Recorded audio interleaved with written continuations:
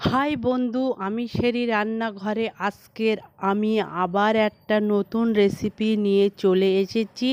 দেখো, এখানে আমি অনেকগুলো পাকা পটল নিয়ে এসেছি। এই পাকা পটলগুলো আজকের তোমাদের ভর্তা করে দেখাবো। দেখো বন্ধুরা, আমি পরিষ্কার করে পটলগুলো ধুয়ে আর এরকম মুখগুলো কেটে নিয়েছি। এই মুখগুলো দুই সাইডে মুখগুলো কেটে ফেলে দিতে হবে। দেখো, আমি তোমাদের দেখিয়ে দিচ্ছি কি ভেবে মুখগুলো কেটে ফেলে দিয়েছি আর ফাইন করে ধুয়ে রেখে দিয়েছি। এই আর পটলগুলো কী ভেবে ভর্তা করব সেটা তোমাদের এখন আমি দেখিয়ে দেবো। চলো বন্ধুরা, তোমাদের আমি দেখিয়ে দিই। এখানে আমি চাটুই বসিয়ে দিয়েছি। চাটুইটা গরম হয়ে যাওয়ার পরে তখন আমি পটলগুলো ঢেলে দিয়েছি।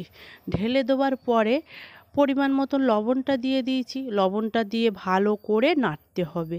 দেখবেন ভালো করে নেড়ে লবণগুলো সব পটলের গায়ে যেন লাগিয়ে যায়। তাহলে দেখা যাবে পটলের গায়ে পানিগুলো থাকে, সে পানিগুলো বার হয়ে যাবে আর ভালোভাবে সিদ্ধটা হয়ে যাবে। এখন আমি ভালো করে ঢাকনা দিয়ে চেপে সিদ্ধটা ভালো করে নেব। আস্তে রোমে জালে করতে হবে, কেন বেশি জাল দিলে তাড়াতাড়ি পটলটা পুড়ে যাবে, খেতে সুন্দর লাগবে না। এখানে দেখো অনেকটাই আমার পটলের গায়ের পানিটা মরে গিয়েছে আর এবং পটলটা অনেকটা নরম হয়ে এসেছে। দেখো বন্ধুরা, তবু আমি এখনও আস্তে আস্তে উনুনের জালটা দিচ্ছি, বেশি জোরে দেবো না। কেন পটলটা পাকা পটল ভর্তা করলে মিষ্টি মিষ্টি টেস্ট লাগে, খেতে খুব সুন্দর একটি টেস্ট লাগে। দেখো বন্ধুরা, এখানে আমি কি কি উপকরণ দিচ্ছি সেগুলো তোমাদের দেখিয়ে দিচ্ছি। এখানে আমি কিছু কাঁচা ঝাল দিয়ে দিয়েছি, দিয়ে আমি ভালো করে আবার একটু নেড়ে নেবো। কেন পটলটার ভাব সাথে সাথে ঝালটাও সিদ্ধ হয়ে যাবে, ভালো লাগবে।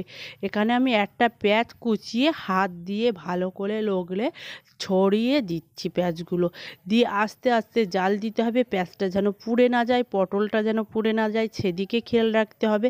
দেখো, এখানে পটলের গায়ে আস্তে আস্তে পানিগুলো মারতে হবে। দেখো, এখানে আমি আস্তে আস্তে ভাজছি।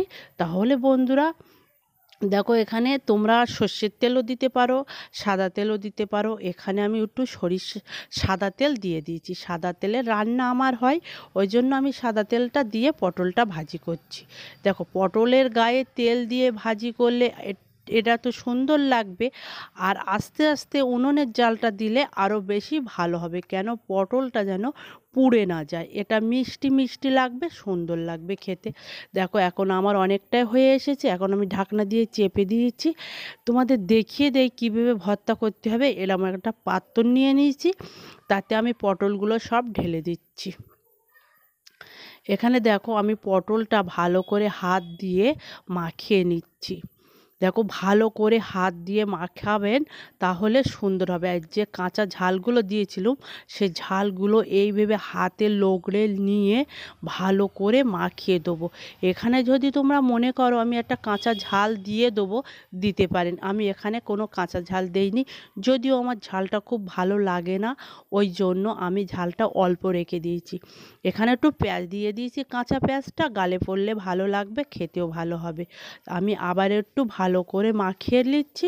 বন্ধুরা অবশ্যই লাইক এবং সাবস্ক্রাইব করে পাশে থাকবেন। অবশ্যই বন্ধুরা একটি লাইক করে দেবেন আর একটা সাবস্ক্রাইব করে পাশে থাকবেন বন্ধুরা। আর কমেন্টে অবশ্যই জানাবেন আমার এই পটল ভর্তাটা কেমন হয়েছে, তোমরা অবশ্যই জানাবেন। দেখো কত সুন্দর দেখাচ্ছে আর এটা খেতে খুব দারুণ লাগে। এই যে পাকা পটলের দানাগুলো মটমট করে পড়ে, খুব সুন্দর লাগে। যাদের ভালো লাগবে না তারা দানাগুলো ফেলে খাবেন, টেস্টি লাগবে আর খুব সুন্দর একটি টেস্ট লাগে। গরম ভাতে খেতে তো চাই চাই। দেখো, আমার পটল ভর্তাটা হয়ে গিয়েছে, কত সুন্দর দেখাচ্ছে। অবশ্যই বন্ধুরা তোমরা লাইক এবং সাবস্ক্রাইব করে পাশে থাকবেন।